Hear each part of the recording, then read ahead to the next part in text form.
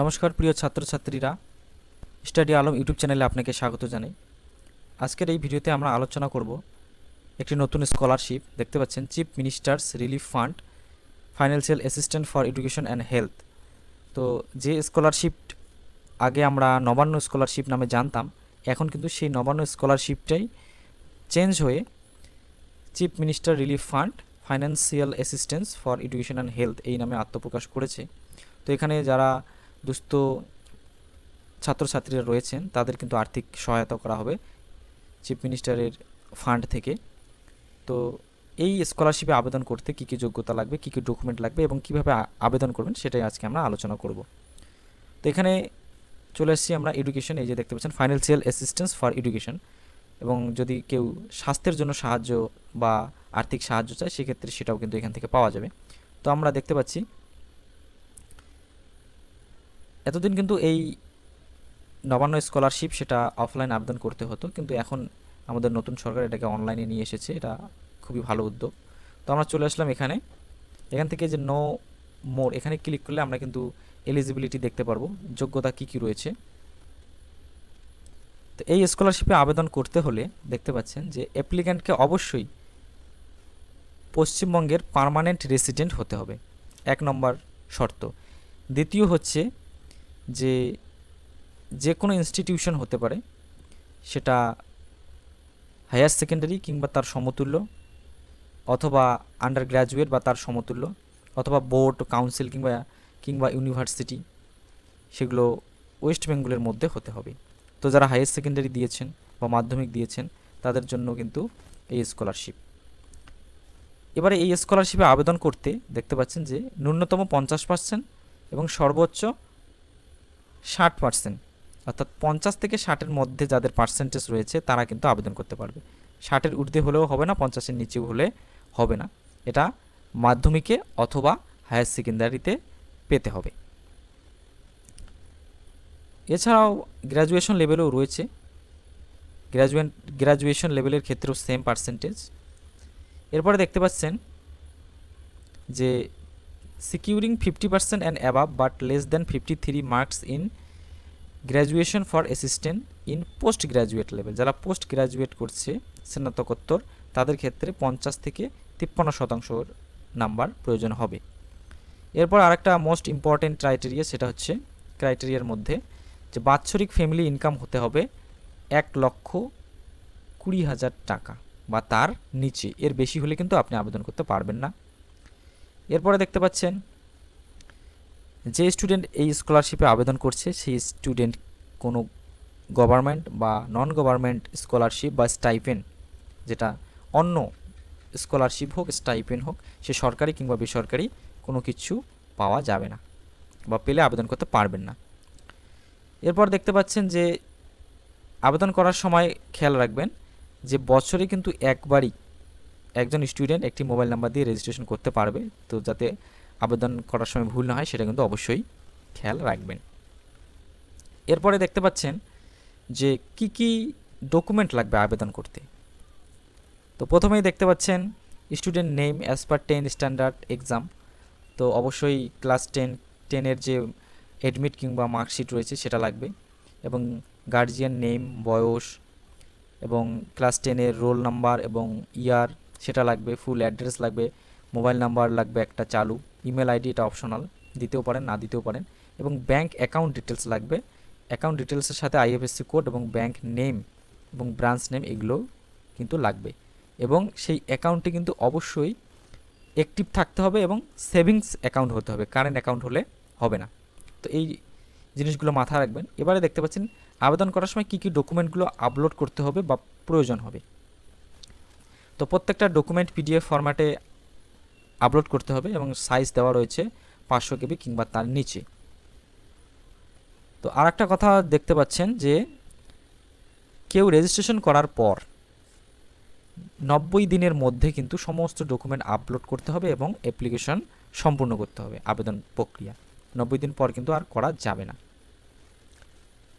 এরপর আবেদনকারীকে একটা প্রেয়ার লিখতে হবে, চিফ মিনিস্টারকে রিকোয়েস্ট করে বা চিফ মিনিস্টারের কাছে পড়াশোনার জন্য যে আর্থিক সহায়তা আপনি চাইছেন সেটা উল্লেখ করে একটা প্রেয়ার বা দরখাস্ত লিখতে হবে, আবেদনপত্র। কিভাবে আবেদনপত্র লিখবেন যদি জানতে চান সেক্ষেত্রে কমেন্টে জানাবেন, তার জন্য আমরা আলাদা একটা ভিডিও বানিয়ে দেব। এবং সেই দরখাস্তের মধ্যে কমপ্লিট অ্যাড্রেস দিতে হবে, মোবাইল নাম্বার দিতে হবে এবং ইমেল আইডি দিতে হবে। ইমেলটা যদিও ইফ এনি যে কোনো ইমেল আইডি হলেই হবে, তবু চেষ্টা করবেন নিজের দেওয়ার। এরপরে আপনার এলাকার এমএলএ বা এমপির কাছ থেকে কিন্তু একটা আপনার শংসাপত্র বা রিকমেন্ডেশন লেটার লাগবে, যেটা নবান্নেতেও লাগতো আগে। এরপর আপনার যে ফ্যামিলি ইনকাম রয়েছে অর্থাৎ ইনকাম সার্টিফিকেট, সেটা কিন্তু আপনাকে নিতে হবে DM, SDO, BDO, joint BDO বা এক্সিকিউটিভ অফিসারের থেকে, অথবা মিউনিসিপ্যালিটি এরিয়া, এটা হচ্ছে এক্সিকিউটিভ অফিসার ইনার থেকে নেবেন যারা পৌরসভায় বসবাস করেন, এবং যারা গ্রামে বসবাস করেন তারা DM, SDO, BDO, joint BDO এনাদের কাছ থেকে নেবেন। ওই প্রধানের কাছ থেকে ইনকাম সার্টিফিকেট নিলে কিন্তু হবে না, এটা গ্যাজেটেড অফিসারের কাছ থেকে নিতে হবে। তো এখানে আরও দেখতে পাচ্ছেন যারা পৌরসভায় বসবাস করেন তারা officer in the rank of deputy commissioner, তো পৌরসভার যে ডেপুটি কমিশনার রয়েছে তার কাছ থেকেও নিতে পারবেন, বা তার থেকেও যারা ঊর্ধ্বতন কর্তৃপক্ষ রয়েছে তাদের কাছ থেকে নেওয়ার চেষ্টা করবেন। অথছাড়া minister incharge, minister of state অর্থাৎ পশ্চিমবঙ্গের কোনো মন্ত্রী কিংবা মিনিস্টার ইনচার্জ তাদের থেকেও নেওয়া যেতে পারে। এরপরে দেখতে পাচ্ছেন আবেদনকারীর একটা ডিক্লারেশন দিতে হবে, এবং যেখানে উল্লেখ করতে হবে আপনি এখন কোন ক্লাসে পড়ছেন বা কোন সেমিস্টারে পড়ছেন, কোন কলেজ বা স্কুলে, সে সরকারি কিংবা বেসরকারি, কোথায় পড়ছেন সেটা উল্লেখ করতে হবে এবং নিচে সই করতে হবে। সাথে আবার সেই যে ইনস্টিটিউট বা শিক্ষা প্রতিষ্ঠানের যিনি প্রধান থাকবেন তার সই এবং স্ট্যাম্প বা সিল কিন্তু নিতে হবে। সেলফ ডিক্লারেশন কীভাবে লিখবেন সেটাও যদি ভিডিও চান তো অবশ্যই কমেন্টে জানাবেন। এরপর ক্লাস 10-এর অ্যাডমিট কার্ড লাগবে, মার্কশিট লাগবে, লাস্ট যে এক্সামিনেশন হয়েছে তার মার্কশিট দেবেন, সে এইচএস লেভেল হোক অথবা মাধ্যমিক, এবং তার সমতুল্য অথবা তার সমতুল্য। এবং যারা ইউজি লেভেলে রয়েছেন আন্ডার গ্র্যাজুয়েট সেক্ষেত্রে তারা এইচএসের দেবেন, যারা এইচএসে রয়েছেন তারা মাধ্যমিকের দেবেন, এবং যারা পোস্ট গ্র্যাজুয়েশনে রয়েছেন তারা গ্র্যাজুয়েট লেভেলের দেবেন বা গ্র্যাজুয়েশনের যে মার্কশিট সেটা দেবেন। এছাড়াও দেখতে পাচ্ছেন যারা বিভিন্ন প্রফেশনাল কোর্স করছেন যেমন diploma in engineering, BE, BTech, MBBS, law, nursing, pharmacy, তারাও কিন্তু আবেদন করতে পারবেন। এবং তারা যে এন্ট্রান্স এক্সামিনেশন দিয়েছেন সেই এন্ট্রান্স এক্সামিনেশনের যে সার্টিফিকেট বা রেজাল্ট সেটা দেবেন। এবং যারা এই প্রফেশনাল কোর্সগুলি করছেন সেই কোর্সের যে অ্যালটমেন্ট লেটার যে রয়েছে সেই অ্যালটমেন্ট লেটার কিন্তু দিতে হবে।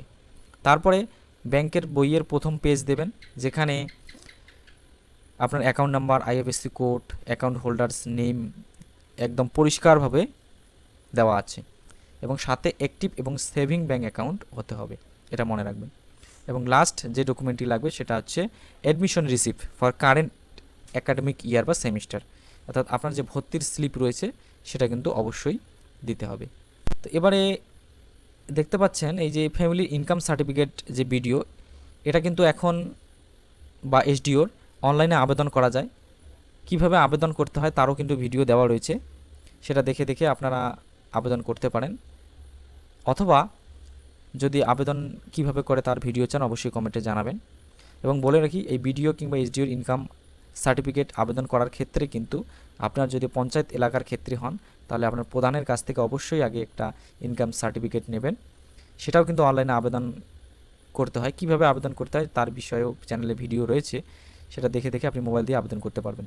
এবং মিউনিসিপ্যালিটি বা পৌরসভার ক্ষেত্রে আপনার যে কাউন্সিলর রয়েছে তার কাছ থেকে আপনি একটা ইনকাম সার্টিফিকেট নেবেন, তারপর এক্সিকিউটিভ অফিসারের কাছে আবেদন করতে পারবেন অনলাইন বা এসডিওর কাছে। তো এই ছিল আজকের ছোট্ট আপডেট। ভিডিওটি ভালো লাগে অবশ্যই চ্যানেলটিকে সাবস্ক্রাইব করে পাশে থাকবেন।